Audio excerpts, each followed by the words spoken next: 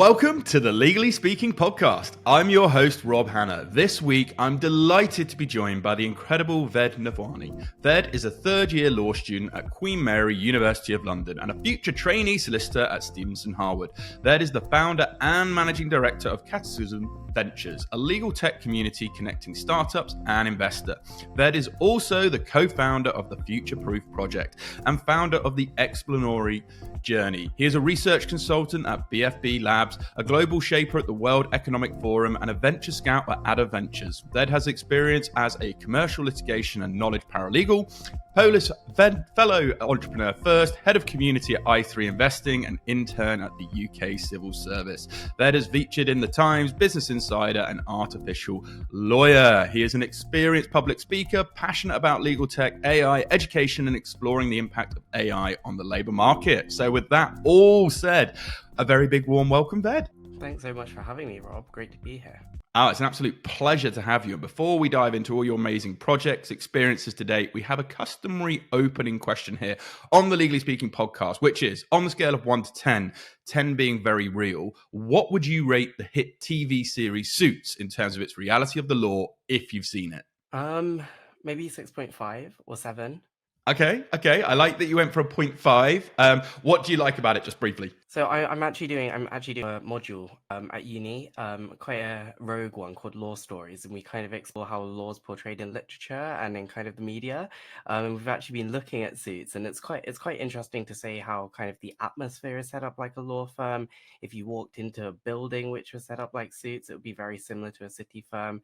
But then, of course, you have all the drama and all of the chaos in the actual kind of action, which probably is slightly more far-fetched than traditional law firms. Yeah, no, I think you've summarized that very well. It's interesting that you're studying that at university as well. But let's go on to talk all about you then, Ved, because there's a lot we need to get through. Would you mind, before we dive into that, telling our listeners just a bit about your background and career journey, aspirations, and what you're getting up to currently? Yeah, for sure. So as you mentioned, I'm in my final year. I've got about 2 months left of my law degree at Queen Mary. But apart from that, I have kind of spent the past 3-ish years dabbling in the startup and VC landscape. I did my A-levels in COVID and ended up joining a startup, freelancing for them off the back of that, and then spent some time at a couple of VC funds. So a slightly, I guess, unusual journey into law, but I've really been fascinated by that kind of intersection between technology and kind of the early stage innovation landscape and law. And so ended up building this community called Cataclysm Ventures, where our aim is to support early stage legal tech founders by connecting them with lawyers, innovation specialists and law firms, investors, to just help them grow and scale and have those conversations and create a, I guess, open landscape for them to do that. And then along the way have kind of spent time dabbling in, as you mentioned, kind of the intersection of AI and the labor market, exploring the impact of AI on kind of the future of work, what it will do to kind of the next generation of graduates entering kind of the workplace and all of that. And it's just more of a passion project on the side. Yeah, and I have to say, it's incredible everything that you do. It's truly inspiring. But if we could just step with the university at the moment, you are, as you say, at Queen Mary. Tell us about some of your modules. You mentioned one there, which is quite interesting, the law stories. Do you have a favorite module? Give us a bit of an insight into a day of your life. Yeah, I mean, one of my favorite modules was actually a module called Equality in the Law, particularly because the way it was examined is quite unusual for an undergraduate degree. We had to kind of put together a PhD proposal, and it just teaches you a very different set of skills to your traditional reading the black letter law.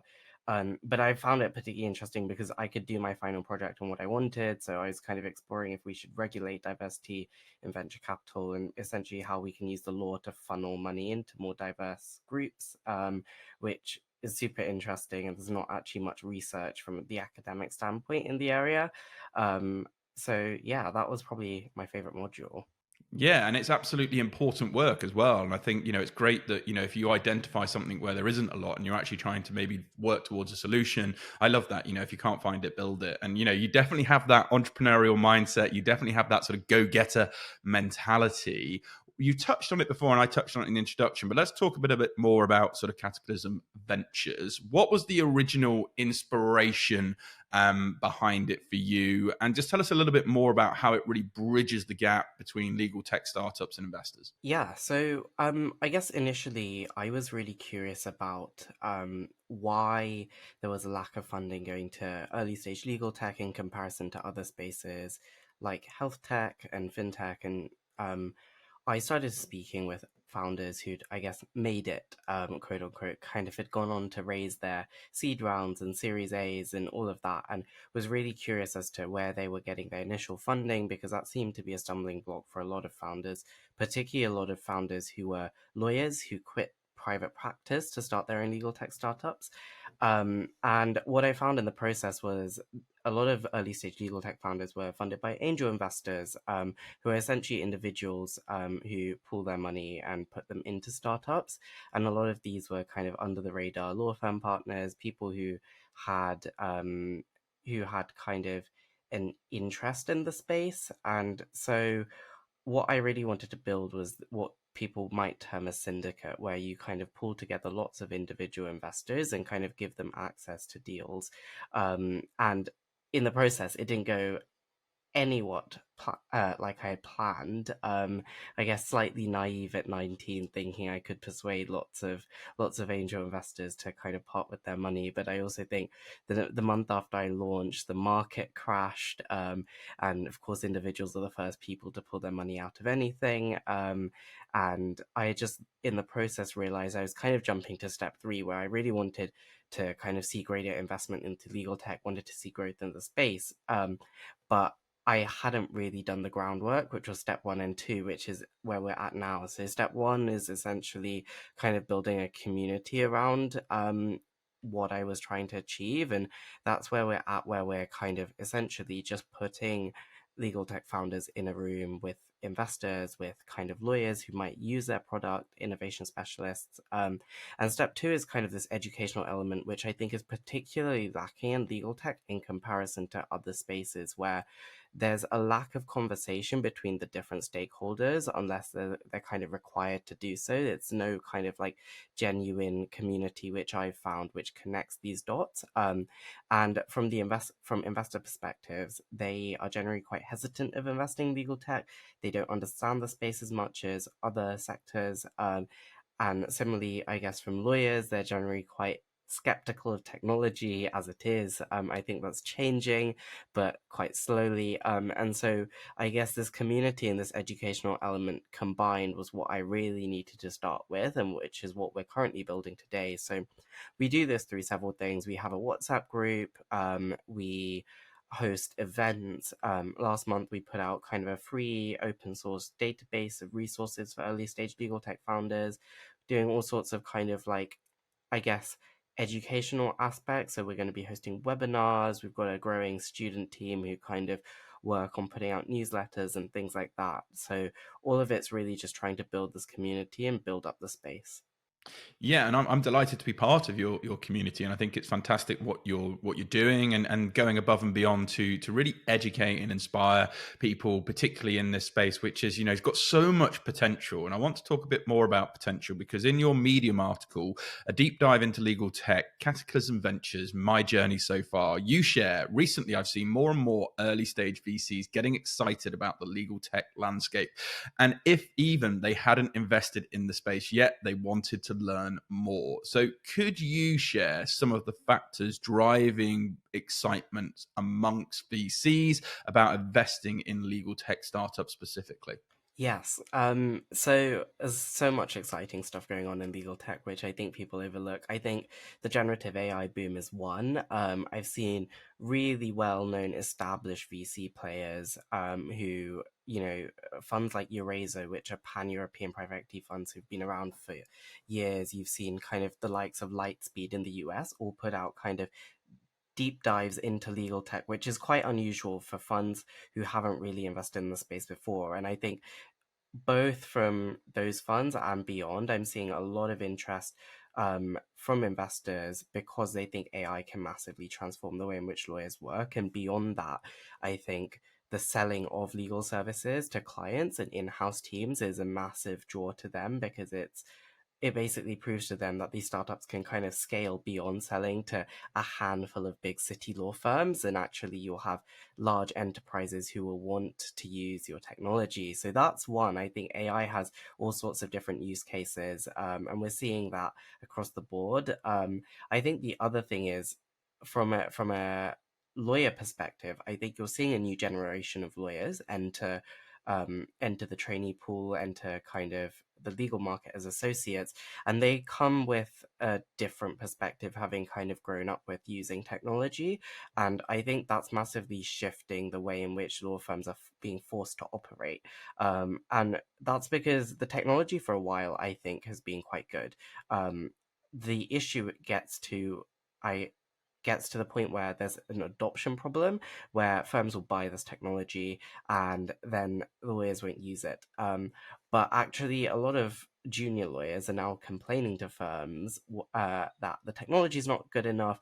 Actually, there are tools on the market which will speed up kind of their doc review by 3 hours and let them go home early and things like that. And I think if these big firms want to retain talent, they're going to have to kind of make these leeways and kind of really invest in technology. And I think that's another really big, exciting thing, which I think is also getting investors excited, is because they're seeing, their own lawyers who work on their own deals get more interested in using technology, and it becomes this kind of cyclical cycle. And so I think those are two major factors. I mean, there's also, I could go on for hours about kind of what else is getting investors excited, but I think those are the two big things that I'm hearing at the moment. Yeah, and absolutely. And it's great that you are sort of got your finger very much on the pulse with where the puck is going. I always talk about the Wayne Gretzky famous quote, he doesn't skate to where the puck is, he skates to where the puck is going. And I think that's where all the excitement absolutely is coming from. Let's stick with VCs just quickly. What challenges do early stage VCs encounter as they look to invest? Yeah. I guess, are you talking specifically about legal tech or generally? Yeah, exactly, within the legal tech space. I think in terms of legal tech, I think there are several things, because a lot of early stage funds generally look at the team over anything else, because the product and the solution is likely to shift, particularly if you're investing at kind of pre-seed, seed stage. I think the big challenge with early stage VCs is actually scoping out the potential market where you're going to be able to sell to. A lot of really exciting legal tech solutions on the market are very, very specific, and a lot of the time they're built by former lawyers who've come out of practice. Take, for example, you've been working in real estate in the city, and there's a problem you've had, and you think tech can solve it. But there's only a handful of real estate lawyers who are going to have the same problem as you. And so the ability to actually scale that product is quite limited. And so you actually find a lot of early stage VCs kind of say no. And a lot of these products are bought up by big players like Latera quite early on, because they're just kind of something you can add to a suite of kind of tech solutions. And I think that's one of the big worries for early stage VCs, is actually, are we going to make any returns of this, or is this going to be a early exit, kind of like post Series A? I think the other challenge is actually, as I mentioned earlier, the education element. I think VCs in Europe, particularly, are still quite hesitant of investing in spaces they don't fully understand, and so it means that if they have a deck on their table, which is from a legal tech company, and they don't understand anything about doc automation, for instance, then it just becomes another barrier that this startup has to get to persuade them to invest in. But I think that's changing, and I think over time we're seeing more and more kind of people who are willing to educate themselves, even if they don't kind of make that initial investment. Yeah, no, and absolutely, and well said. And thank you for articulating that super clearly as well, so people get a good understanding of, the challenges, because everyone can look at the headlines and look at all of the good stuff. I want to talk about some of your wider pursuits you're involved in, because you're also the co-founder of the Future Proof Project. So would you mind explaining what the project is about and what you aim to do? Yeah, sure. So for a bit of context, I did a fellowship called Polaris with a tech incubator slash talent investor called Entrepreneur First last year, and it was very much kind of a deep dive into kind of both kind of the entrepreneurial space, but also kind of like why movements are formed and how things which are seen as quite fringe in the past become very mainstream. And in the process, we had lots of really interesting conversations, and something kind of popped up to me. I had kind of been, I guess, keeping track of kind of the AI boom since ChatGPT 3.5 was released to the public. Had a few play around with it. I'd always really been curious about kind of those predictions, and I guess like around 2017, 18, where everyone was like, half the workforce is going to be laid off because of AI. And I never really kind of believed it. And then, a lot of articles came out about lawyers being replaced by AI and things like that. And any lawyer you spoke to, kind of up till about last year, would say that's absolute nonsense, it's never going to happen. And I was really skeptical of that because I think lawyers, having now spent time in kind of the tech space, I think lawyers are quite kind of set within their own bubble until something comes and hits them. And so what the Future Proof project actually does is essentially we're an education campaign slash basically a project which explores the impact of AI on, and particularly generative AI, on kind of the labor market. But what we're focusing on in particular is kind of Gen Z and that generation who are graduates, who are about to enter kind of the workforce or have just entered the workforce, and people particularly going into really junior level roles which have a lot of repetitive tasks involved, which can today be automated by a lot of Gen AI tools.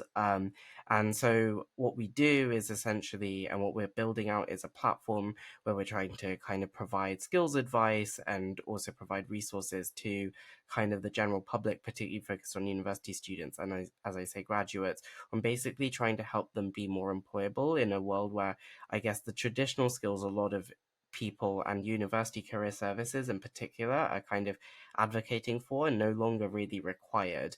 And a lot of traditional technical skills can be automated. And so, yeah, we're trying to kind of explore this area. No one really knows the answers, but what we're doing is kind of amalgamating lots of different information from different people, from all the way up from kind of managing partners of law firms to kind of those who are actually building the AI tools and understand what they do. And that's what I love about everything you're doing. And it's a great synergy with our show because we talk about everything in and around the legal industry that's going to impact your career. And like you say, it's right from the very top of the career, right to the start, to then the innovators, the disruptors, and everything in between. It's super, super interesting. And, I'm like you. I think, sometimes people can get very comfortable on the cushion. And then sometimes, something comes along and then you become very uncomfortable, and that becomes like a resistant mechanism as well. It won't affect us, and I think that's quite an outdated view. Now the view needs to be, okay, I'm going to be curious, I'm going to ask questions, I'm going to try to understand this and see how maybe I can put myself in the best position possible to ensure I'm fit for purpose in terms of practicing the law or whatever it may be linked to legal industry in modern working. And with that, then let's talk about some AI projects or tools that you've come across in the legal tech world that have really been a particular interest to you or just absolutely impressed you. Yeah, I mean, I've kept a track of kind of Harvey and their meteoric rise, if that's what you want to call it. I was quite surprised that there are several firms in the city who just did a mass rollout quite early on since kind of Harvey launched, and that's quite unusual for a lot of city firms, particularly because they'll pilot a tech product in one team, and if they like it, then they'll roll it out to a department, and it'll take like a good 3-4 years until the whole firm has access to this product, and it's kind of via a subscription model rather than a pilot. And so it's quite unusual for some of these big firms to just say, yes, we're going to roll it out to everyone. So I've not actually used it yet, but I think it's something lawyers have said has its pros and cons. I think ChatGPT is also just a pretty simple one, but I think it's something a lot of people also underestimate.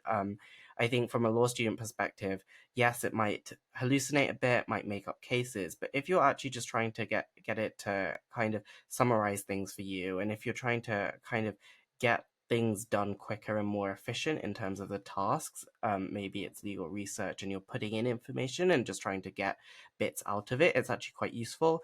The other thing I'm finding quite interesting is actually a lot of law firms are building their own in-house generative AI tools. And I'm really interested to see where this goes because law firms traditionally have not been kind of as tech savvy as the banks, where the banks in the past have kind of, JP Morgan historically has said, oh, we're a tech company, we're not a bank. And I think I remember Jamie Dimon saying that. Law firms have never really said that. They've never called themselves tech companies. But banks, probably have more tech staff than they do bankers today.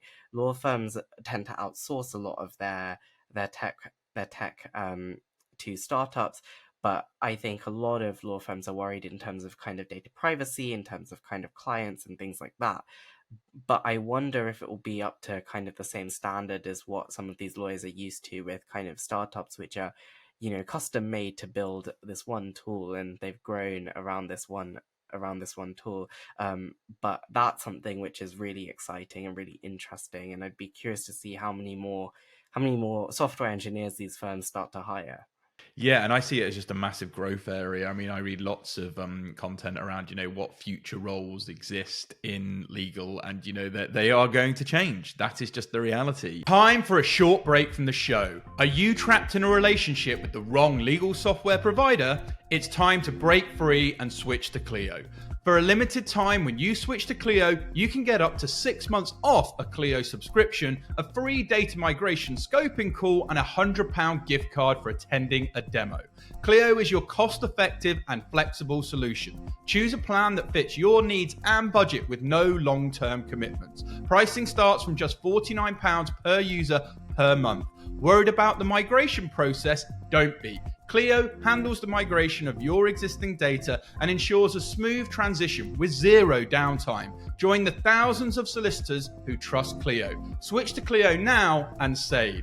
Visit clio.com/UK/break free to learn more. This is a limited time offer. Terms and conditions apply. Now back to the show. What can lawyers then do to prepare themselves as the legal industry definitely embraces advanced technology and AI, and how should they go about future-proofing their career? I think, yeah, there are several things. I think, but from a junior lawyer perspective, I think there's still too much focus on getting the technical skills, and that's really, really important. And it's really important to pass the SQE and the LPC or whatever exams you're taking, and being able to, understand that contract and everything. But I think beyond that, I think people just say, "Oh, I'm going to be a great lawyer. I'm going to work my way up the ladder," and I think you forget the soft skills. I think building a network from day one is really important, because more and more you will have access to opportunities which aren't necessarily advertised on the market. And more you'll have access to a client base. And I think that's becoming more and more of a selling point as you go up in firms and as you move around the market. I think before it was a lot more about kind of, I guess, your PQE and the level you're qualified at. Today, from what I'm hearing, a lot of lawyers are saying if you have that network and those soft skills to build that network, then you're in more demand, and you can kind of leverage that network to be able to push your way kind of past that traditional, I guess, PQE hierarchy. I think the other thing you're seeing, to future-proof yourself, is actually a lot of lawyers need to just learn to understand tech better. And that's not saying learn to code. I remember kind of, a few years ago, everyone was like, do lawyers need to learn to code? Otherwise, they're going to be replaced.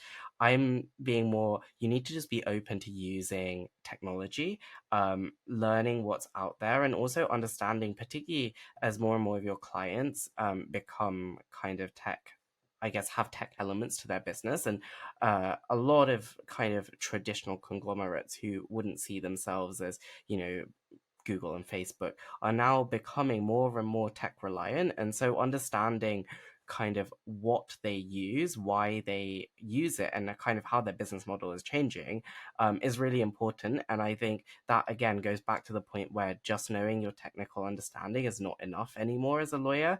And I think the best lawyers in the future, those who are going to leverage AI, so are going to be the ones who are curious enough to want to jump on every new pilot that the firm offers them, are going to be the ones who, in their free time, kind of read books about tech, play around with new tools which are available, because it just means that you kind of get a bigger grasp of what's out there outside of kind of, the traditional day-to-day black letter law. Yeah, and remember, if nothing changes, nothing changes. And so you want to make sure that you are moving forward and moving with the time. So, like you say, that curiosity, which we talk a lot about on the show, is so, so important. Let's talk about some of your wider other roles and things you're involved in as well. Because as a global shaper at the World Economic Forum, tell us about your role and what that involves. Yeah, so the World Economic Forum has this program where they have called the Global Shapers, and they have hubs across basically every major city in the world. And within each hub, they have around 30 to 50 kind of really ambitious young people under the age of 30 who essentially are kind of driven by impact, and they come from all walks of life. You'll have consultants and bankers and doctors, but you'll also have people working in policy and people actually building tech products, and they're all kind of driven by this desire to kind of want to have a wider impact outside of their job. And the World Economic Forum, I guess, and the Global Shapers community gives you this platform where you work and get yourself involved in projects.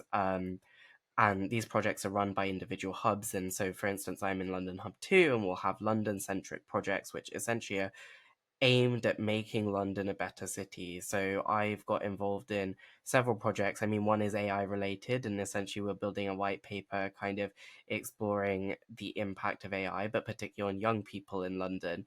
The other is a very it's a much smaller project, but something really important is about helping students kind of understand the entrepreneurial world better, through kind of actually giving them access to networks and contacts. So as a hub, we basically go out to our networks and the wider community, and we're creating a platform to basically give them networking opportunities, which is something which is quite rare.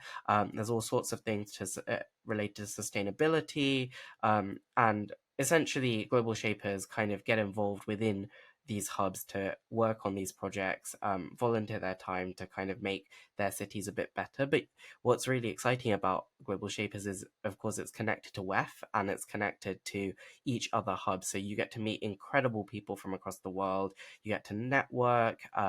You'll get to kind of see what other projects are going on. I mean, I met a shaper the other last year who got invited to Davos to speak about her cybersecurity project. So there's all sorts of really cool opportunities in the process of that.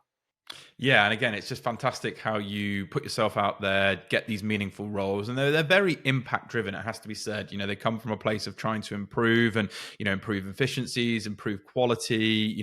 Whatever it may be, it comes from a really good place. And I just love your approach to getting busy. I always used to quote, "Get busy," living, and you're definitely doing that. And I guess sticking with getting busy, what do your responsibilities involve as a venture scout for Ada Ventures? Yeah, so Ada's a interesting fund. So I actually spent a good nearly 2 years freelancing for them, and kind of working on their social media. But as a venture scout, you essentially just kind of bring them deals which align with their thesis, find founders and startups, and if you I mean, if they invest as a fund, you kind of get a bit of upside on that. But to me, I think the big thing about Ada and their Scout program is I think it's one of the biggest in Europe. It's really the network and the learning opportunity. Like, you'll go to training, you get feedback on the deals, you get to meet all sorts of cool other scouts who are in all sorts of like random niches in tech. And it's just a fund I really, really align with their thesis. They invest in a lot of impact companies across climate, health, and economic empowerment, and they're very diversity focused, so very much investing in diverse founders, and it just was the right fit, I guess, and it's just been a really great learning opportunity. And I think for a lot of people who are looking to break into VC or learning more about VC, Scout programs always tend to be good ways in, because it's very much a commit what you can kind of thing, and it's you using your network and leveraging that to bring them deals, and it's just a great learning opportunity. Yeah, no, absolutely. Well said. And that's right. You put yourself out there, you acquire new skills, you learn new interesting things, you build your network, and it's so invaluable. And these are the skills, like you mentioned before, that are so, so important, because what distinguishes you from someone else who has the same degree or has the same exact job title as you? And these are the things that are going to get you noticed and get you ahead in your career. Okay, you also founded the Exploratory Journey in 2020 with the aim of aspiring the next generation. So as part of the media platform, you created a podcast. I've had the privilege of featuring on the show. What other guests have you invited on the show? And just tell us a little bit more about it. Yeah, I've had all sorts of really cool people. I've had Dan, who's the managing partner of Wilson Sonsini London. I've had some really cool lawyers from kind of likes of A&O, down to really small kind of social impact focused firms. But I've also had kind of tech founders and young startup founders who've kind of like dropped out of their grad scheme at big banks to build startups. And I think the idea really came from kind of me not knowing what direction I wanted my career to go in, and I'm sure there were other people out there, and I wanted to kind of give a platform to people who've had kind of these unconventional career paths, to kind of tell their story and inspire the next generation to not necessarily just kind of work up the ladder, but actually do lots of other things to kind of both make their life more interesting generally, but I guess also that all sorts of really cool things were possible.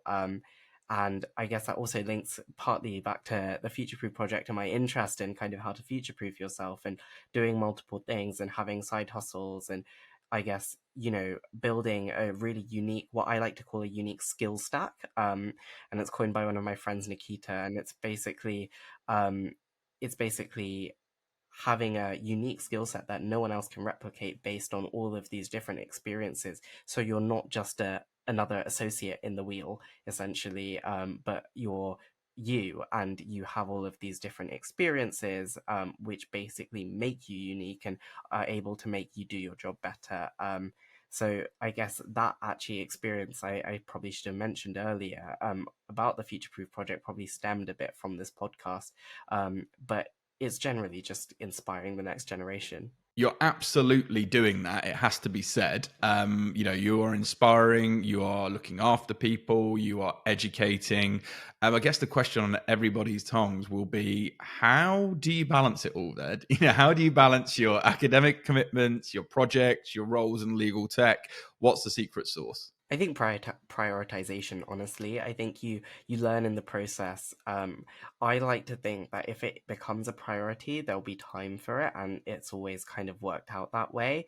I think there are points, within my university career where there's exams and there's deadlines where things will just get pushed down the to-do list, and it's just, I think, planning ahead. I think a lot of people don't realize how good a good calendar can be, and if everything is time blocked, and you'll have your deadlines put in months in advance, it just makes life easier. And I think like time blocking has been an absolute lifesaver of a skill to have learned. I also just think making time for yourself is also really, really important. I think there have been points where I learned that the hard way, but it's understanding that actually tonight I don't need to work any longer. This can wait till tomorrow, and I can just take a couple of hours or just get some extra sleep or watch this new Netflix show.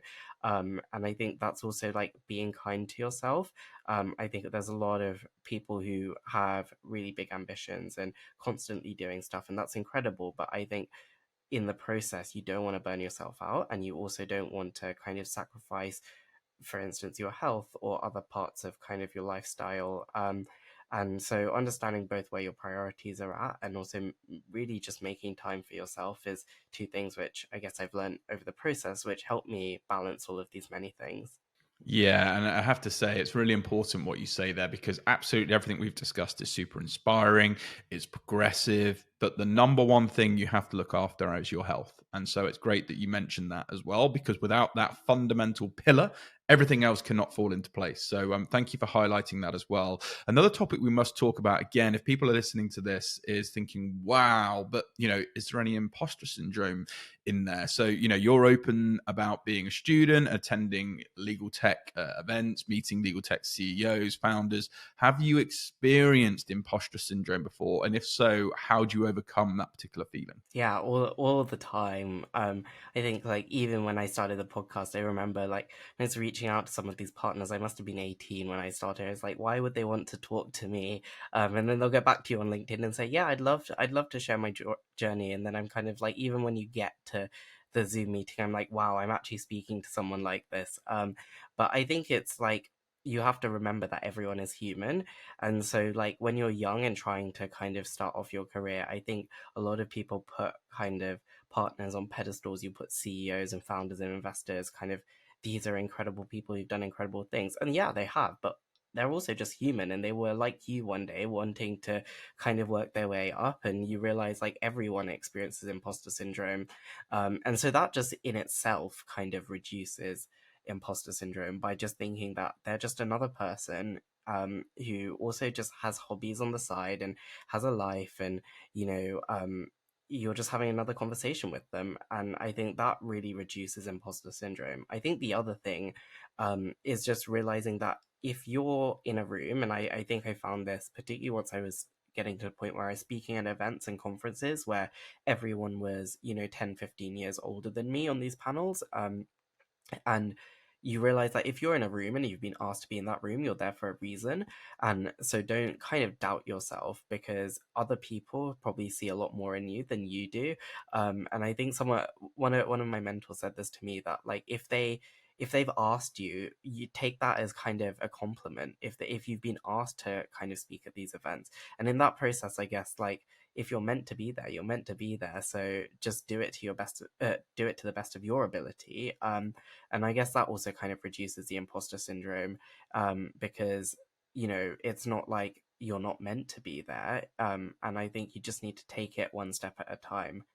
Yeah, really good advice. I always say, the next, just take that next step, absolutely, because that is a way forward. You talk a lot about the human connection, which again I talk a lot about on the show. It's no longer B2B, B2C, it's H2H, human to human connection. It's just another person you're having a conversation with.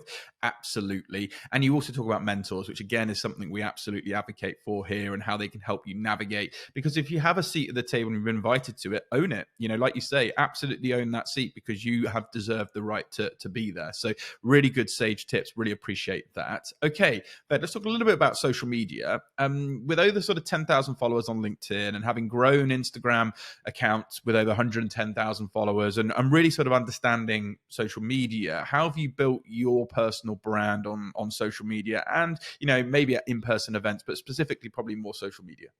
Yeah, I think social media is actually a really, really useful tool, if you use it right. And I think a lot of people, particularly from a legal perspective, underestimate the power of social media. And you're seeing more and more some really small law firms getting incredible clients and doing incredibly well just from marketing themselves, particularly on LinkedIn.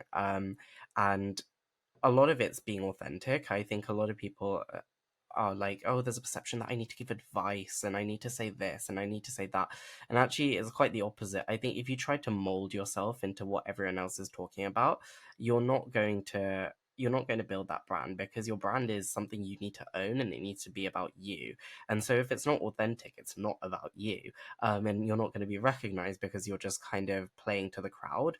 And so, a lot of the time on LinkedIn, the initial brand came for the podcast, but over time there was a lot I was experiencing, in kind of building these different projects, in kind of going at my training contract in a bit of an unconventional route, and I was just sharing that journey through posts, and people resonated with it. I think there's so much which can be done with social media. I mean, a lot of my roles have come from it. I've freelanced for funds and startups on social media, having built a brand, and I think a lot of it, as I say, is being authentic, but the other thing is just being consistent. And a lot of people kind of, oh, this post didn't do well. I'm just going to stop now. But sometimes the posts, particularly on LinkedIn, where the algorithm is quite an interesting one, sometimes the posts you put loads of time and effort into, think are going to do really well, don't go anywhere. And the post where you've written it on the train in 5 minutes because it's a thought that's popped into your head and you're like, I'll just post it now. And then you open the app like 5 hours later and it's blown up. That's kind of proof to kind of consistency, because you never really know what post is going to do well and what posts aren't. And so what I've realized is the posts that do really well, which I found the posts where I'm actually kind of telling something which I've experienced, a part of my journey. So I think I did a post on imposter syndrome a few years ago, and it got like 34,000 views. And I was just like, who are all these people viewing this post? But it was just a very short, snappy post, which had come from a conversation I was having with a friend who had just won some money from the Mayor's Entrepreneurial Award. And she was like 21, building a deep tech startup, and she was just like, I don't feel like I should. I feel like I'm massively underqualified for this, and that post just came from that inspiration. So yeah, I would say branding is becoming more and more important. Is the other thing in a market which is really saturated, both full of lawyers, but also just full of kind of different startups doing all sorts of things. And branding can really accelerate your career if you do it well.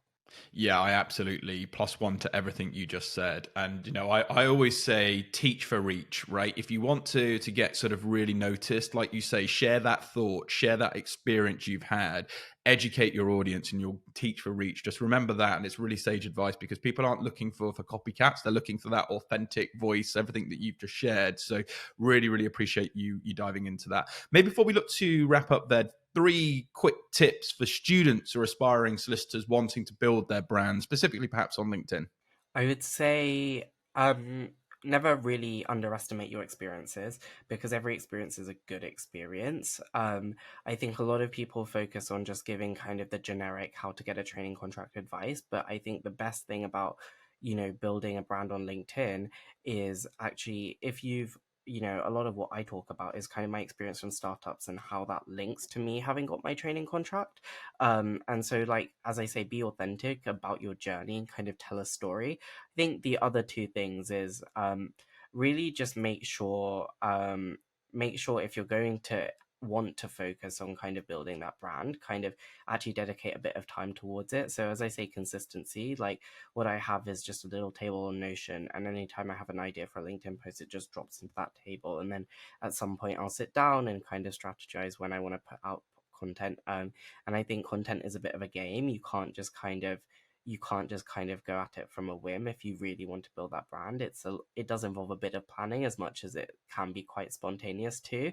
And I think the third thing is also, don't kind of get intimidated by the fact that you think other employers going to see, or you're going to see it, or you think like someone in the future might see, and it might come to bite you in the back, because you're literally seeing managing partners of law firms putting out content with pictures of them in shorts on a beach, and you're seeing partners talk about all sorts of things on LinkedIn.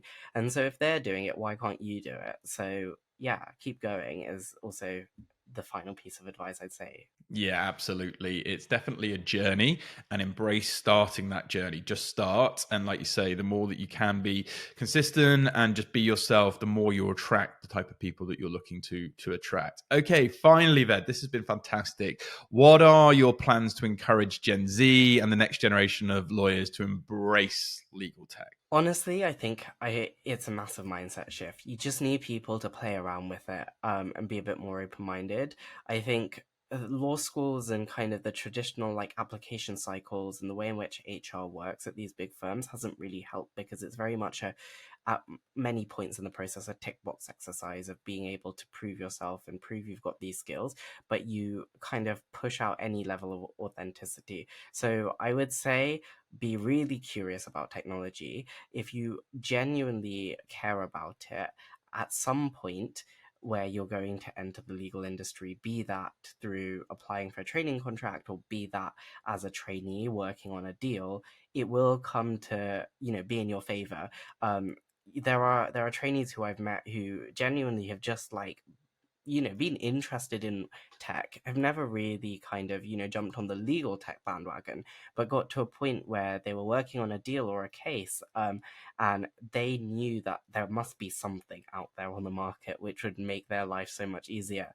They go out to the firm says, yeah, we actually have this tool, no one actually really uses it, but you can try and use it, and it saved them a good 3 days going through kind of documents. So I think curiosity is number one. And I think the other thing is, what I really want to do is just encourage people to have a go, because there's no harm in trying out technology. There's no harm in kind of exploring what's out there.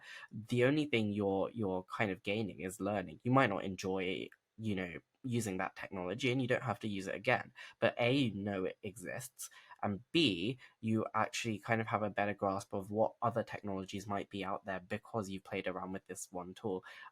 So yeah, I guess that's what I really want to try and encourage over the next, I guess, 5 to 10 years, and get more people just playing around with tech and using it to make their lives easier. Yeah, and you're absolutely doing that. You're doing a phenomenal job of playing around and making people's lives a lot easier. So if our listeners would like to learn more about your career journey, or indeed all of your projects that you're involved in, where can they find out more? You can find me on LinkedIn. I'm also on Twitter and Instagram.